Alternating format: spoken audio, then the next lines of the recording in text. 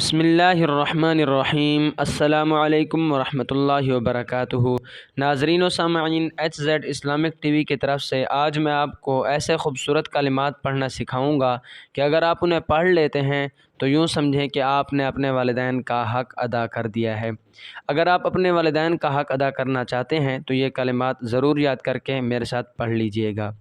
ایک روایت میں آیا ہے کہ جو شخص اپنے والدین کی طرف سے حج کرے تو ان کو ایک حج کا ثواب ہوتا ہے اور حج کرنے والے کو 9 حجوں کا ثواب ہوتا ہے۔ سبحان اللہ۔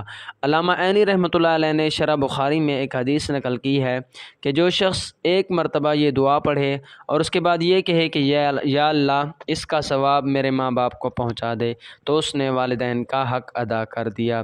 وہ کلمات یہ ہیں: الحمد للہ رب السماوات والارض رب العالمین وَلَهُ الْكِبْرِيَاءُ فِي السَّمَاوَاتِ وَالْأَرْضِ وَهُوَ الْعَزِيزُ الْحَكِيمُ لِلَّهِ الْحَمْدُ رَبِّ السَّمَاوَاتِ وَالْأَرْضِ رَبِّ الْعَالَمِينَ وَلَهُ الْعَظَمَةُ فِي السَّمَاوَاتِ وَالْأَرْضِ وَهُوَ الْعَزِيزُ الْحَكِيمُ لِلَّهِ الْمُلْكُ رَبِّ السَّمَاوَاتِ وَرَبِّ الْأَرْضِ رَبِّ الْعَالَمِينَ وَلَهُ النُّورُ فِي السَّمَاوَاتِ وَالْأَرْضِ وَهُوَ الْعَزِيزُ الْحَكِيمُ۔